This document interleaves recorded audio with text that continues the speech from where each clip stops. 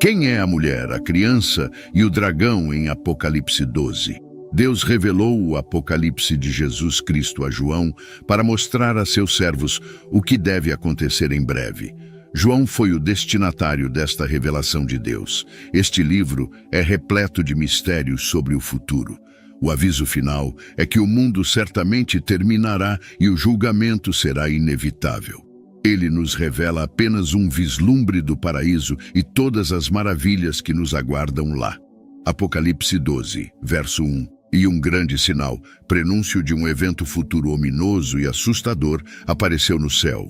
Uma mulher vestida com o sol, com a lua debaixo de seus pés e em sua cabeça uma coroa de 12 estrelas. Este é o primeiro de 7 sinais que João nos revela e é descrito como um grande sinal, Mega Semeion. Nos capítulos 12, 13 e 14 de Apocalipse, as principais figuras da grande tribulação são descritas, e este grande sinal introduz o primeiro dos 7. Lemos, uma mulher vestida com o sol, porque João claramente disse, este é um grande sinal. Não esperamos que esta mulher apareça literalmente na terra. Deus usará este sinal para comunicar algo a João e a nós. Lemos, uma mulher vestida com o sol. Esta figura tem sido associada a uma grande variedade de conceitos religiosos ao longo da história. De acordo com o sonho de José, a mulher que estava vestida com o sol deve ser interpretada como representando Israel de uma perspectiva bíblica. No sonho, Jacó foi simbolizado pelo sol. Raquel, a mãe de José, foi representada pela lua e as 11 estrelas foram interpretadas como os filhos de Israel que se curvaram a José. José agora é incluído com as outras tribos de Israel nesta constelação composta por 12 estrelas. Gênesis 37, verso 9. Mas José sonhou ainda outro sonho e o contou a seus irmãos também. Ele disse, veja, eu sonhei novamente um sonho, e desta vez vi 11 estrelas, e o sol e a lua se curvando em respeito a mim. Em outras passagens do Antigo Testamento, Israel, Sião ou Jerusalém são frequentemente retratados como uma mulher. Oséias 2, verso 19 e 20. E eu te desposarei comigo para sempre. Sim, eu te desposarei comigo em retidão e em justiça, em benignidade e em lealdade e em compaixão. Eu te desposarei comigo em estabilidade e em fidelidade. Então conhecerás, reconhecerás, apreciarás o Senhor e responderás com fiel amor. A mulher dá à luz. Apocalipse 12, verso 2. Ela estava grávida e gritava de dor, sofrendo as dores de parto para dar à luz. Lemos estar grávida. Mais adiante no vídeo, revelaremos quem realmente é esta criança.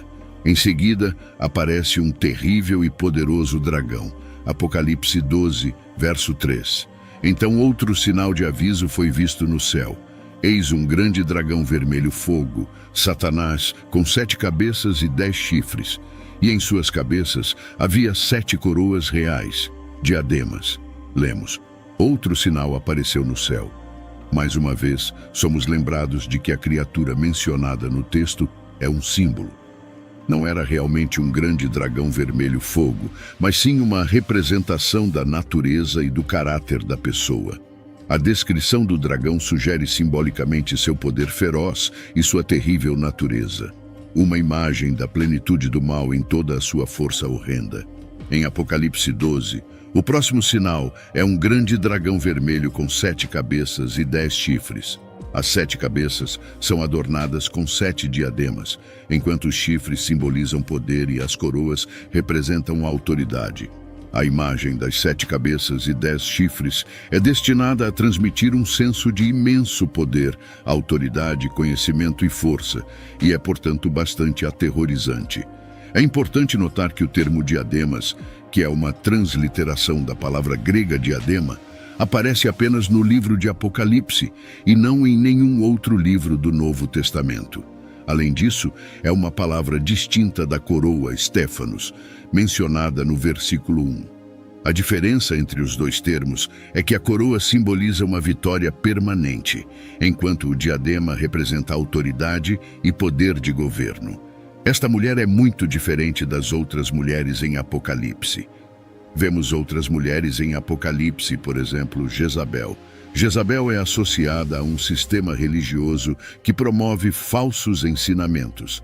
Apocalipse 2, verso 20. Mas tenho isto contra ti, que toleras a mulher Jezabel, que se diz profetiza, sendo inspirada, e ela ensina e desencaminha meus servos a cometerem atos de imoralidade e a comerem alimentos sacrificados aos ídolos.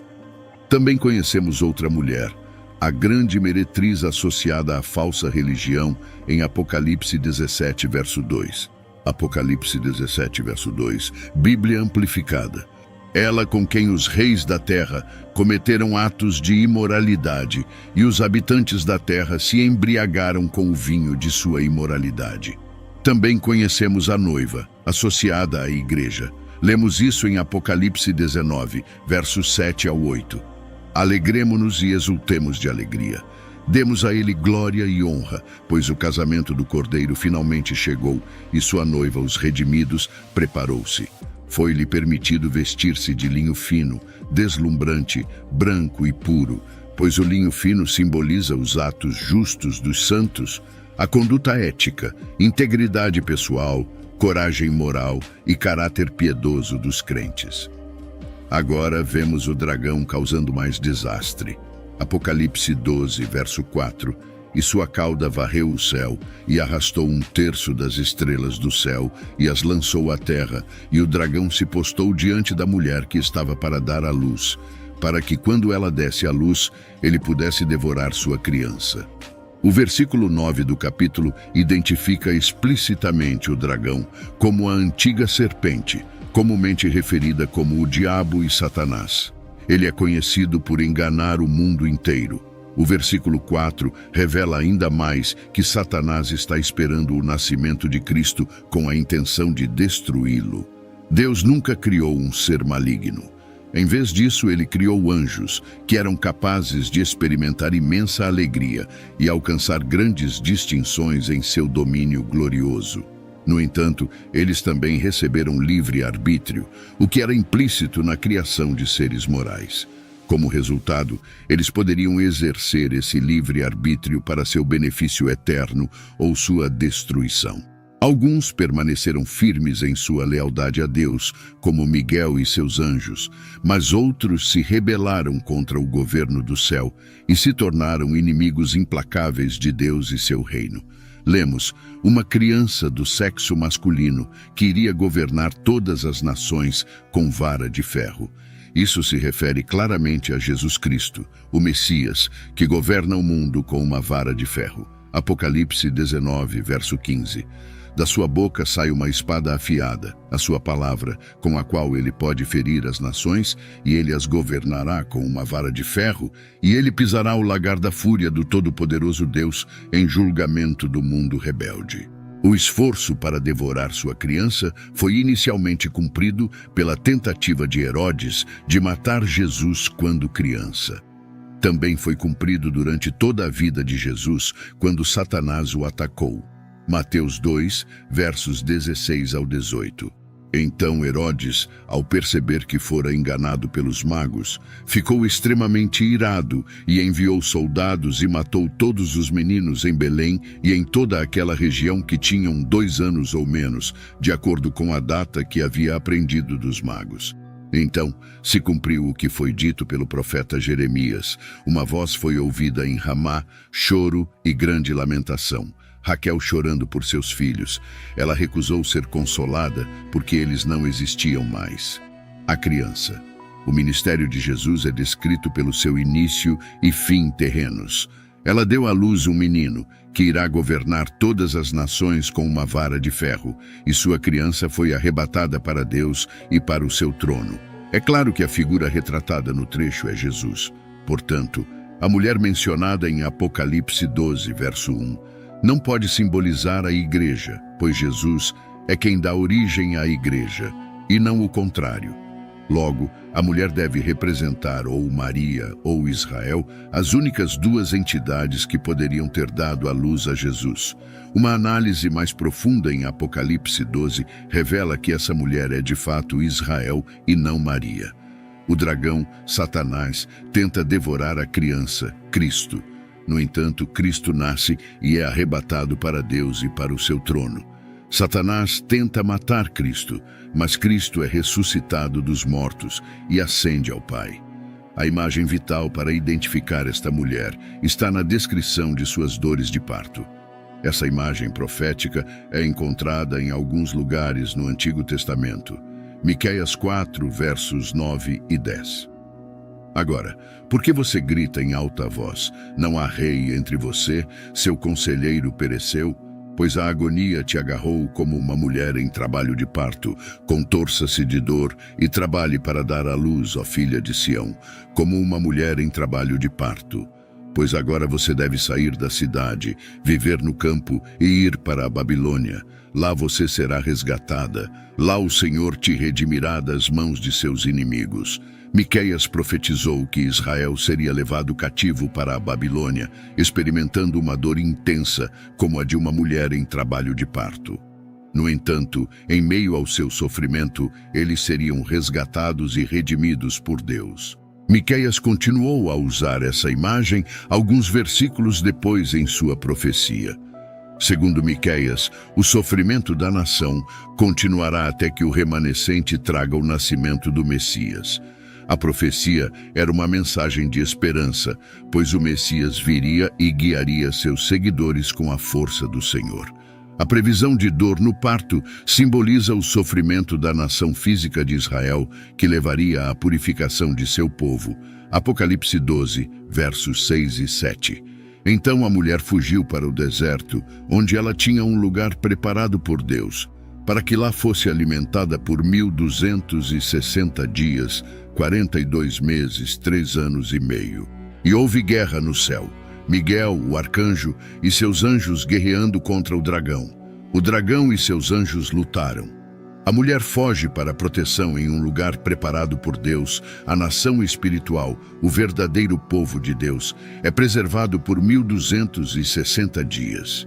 Isso representa um período específico de tempo caracterizado por angústia, perseguição e tribulação. Apesar de estar sob ataque de Satanás, o povo de Deus está espiritualmente seguro. Comumente, se acredita que Satanás reside no inferno. No entanto, atualmente ele não está lá, embora seja certo que ele acabará lá.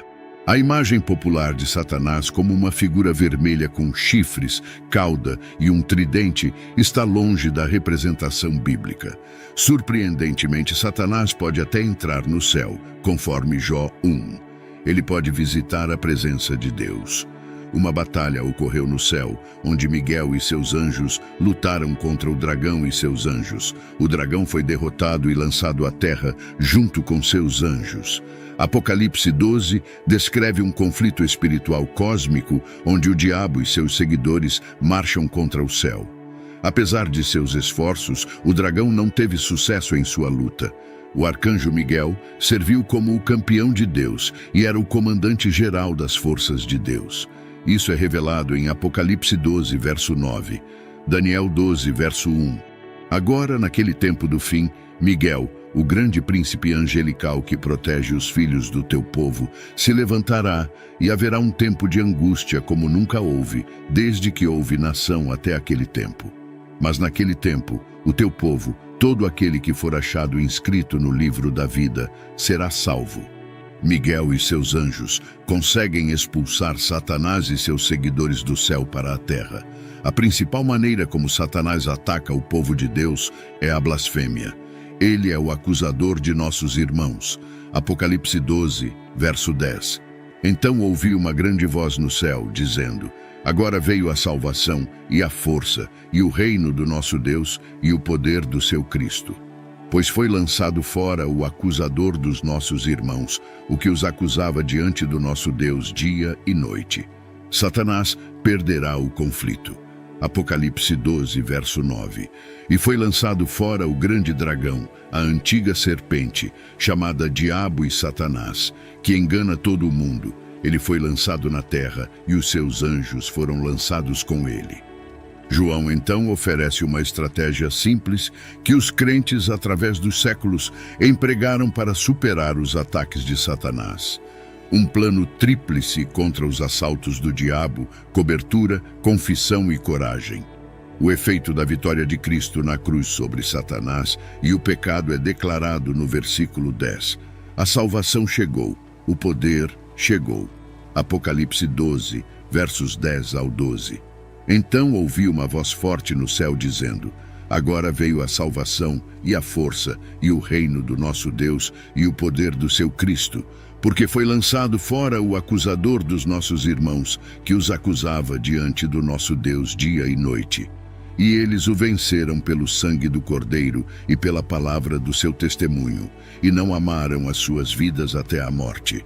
Por isso, alegrai-vos, ó céus, e vós que neles habitais. Ai da terra e do mar, porque o diabo desceu a vós com grande ira, sabendo que tem pouco tempo. O acusador, Satanás, foi derrotado pelo poder de Cristo demonstrado através de sua vitória na cruz. Cristo exerceu sua autoridade e governo em seu reino por meio de sua morte e ressurreição, trazendo salvação para todos. Não estamos mais sujeitos às acusações de Satanás por causa da obra redentora de Cristo na cruz. Portanto, agora nenhuma condenação há para os que estão em Cristo Jesus. Romanos 8, verso 1. Os efeitos dessa expulsão do céu serão ilustrados em Apocalipse. Precisávamos da obra redentora de Cristo na cruz para derrotar Satanás. Além disso, vencemos pelo nosso testemunho. Mas ai da terra, pois Satanás está irado e sabe que seu tempo é curto. No entanto, o tempo de Satanás está se esgotando. Como o plano de Satanás de destruir o Cristo foi frustrado, Satanás volta sua atenção para a mulher. Apocalipse 12, versos 13 ao 17. Quando o dragão viu que havia sido lançado à terra, perseguiu a mulher que havia dado à luz ao filho homem. Mas foram dadas à mulher as duas asas da grande águia, para que voasse para o deserto, para o seu lugar, onde é sustentada por um tempo, tempos e metade de um tempo, longe da presença da serpente.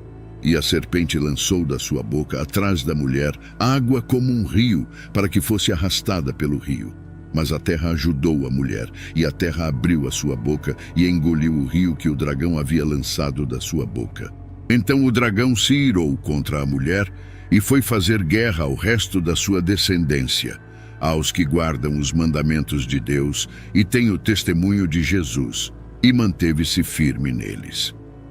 Anteriormente nos foi dito no versículo 6 que a mulher fugiria para o deserto para proteção durante os tempos de tribulação.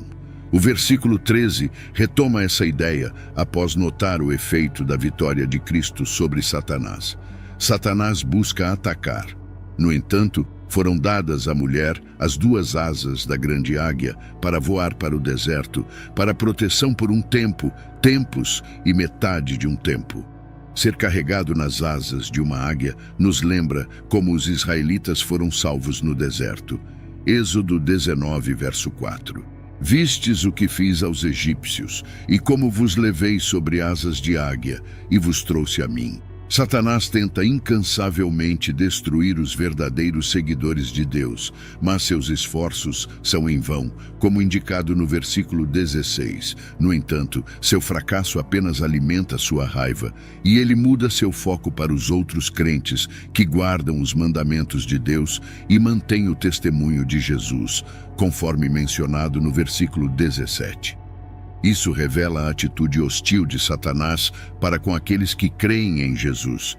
O capítulo nos fornece um cronograma para esses eventos. A mulher representa o remanescente de Israel que permanece fiel ao Senhor e dá à luz o Cristo. Satanás ataca a mulher, mas ela é protegida. Tudo o que resta é para Satanás levar seu ataque. Ele vai fazer guerra com o resto de sua descendência. No capítulo 13, veremos como Satanás planeja mirar na igreja no futuro. Apesar de suas tentativas de derrotar Cristo, Satanás não teve sucesso. Seu próximo passo é atacar a igreja, especificamente aqueles que guardam os mandamentos de Deus e mantêm o testemunho de Jesus. Diante desses acontecimentos revelados em Apocalipse, fica evidente a magnitude da batalha espiritual que se desenrola ao longo da história da humanidade, culminando nos eventos finais que determinam a vitória definitiva de Cristo sobre o mal. A narrativa de Apocalipse não apenas descreve conflitos cósmicos e terrenos, mas também oferece esperança e direção para os fiéis em meio às adversidades. A proteção divina conferida à mulher, que simboliza Israel, e a derrota de Satanás reforçam a promessa de Deus de preservação e redenção para seu povo. Esta seção do Apocalipse, repleta de simbolismos e profecias, encoraja os crentes a permanecerem firmes na fé, conscientes de que, embora a batalha entre o bem e o mal continue, o desfecho já está determinado. A vitória de Cristo na cruz e sua ressurreição não são apenas eventos históricos, mas a fundação da esperança cristã que transcende as tribulações deste mundo. A garantia de que Satanás será definitivamente derrotado e que os fiéis serão eternamente salvos é um chamado ao compromisso inabalável com os ensinamentos de Jesus e a vida em conformidade com os mandamentos de Deus. Assim, enquanto aguardamos o cumprimento final de todas as coisas, que nosso coração se encha de gratidão pela vitória assegurada em Cristo Jesus, dedicando-nos a viver de maneira digna do chamado que recebemos, como luzes neste mundo, até que possamos finalmente testemunhar a plenitude do reino de Deus, onde não haverá mais dor, nem choro, nem sofrimento, e onde Deus enxugará toda lágrima dos olhos de seus filhos. Que estejamos sempre preparados, mantendo nossa lâmpada acesa, pois nossa redenção se aproxima. E hoje, se você está cansado de viver uma vida sem Cristo, quero lhe fazer um amoroso convite. Inicie uma nova vida apenas com uma pequena atitude, que pode transformar sua vida para todo o sempre. Comente aqui embaixo: eu te aceito, Senhor Jesus, como meu único e suficiente Senhor e Salvador da minha vida. Até a próxima.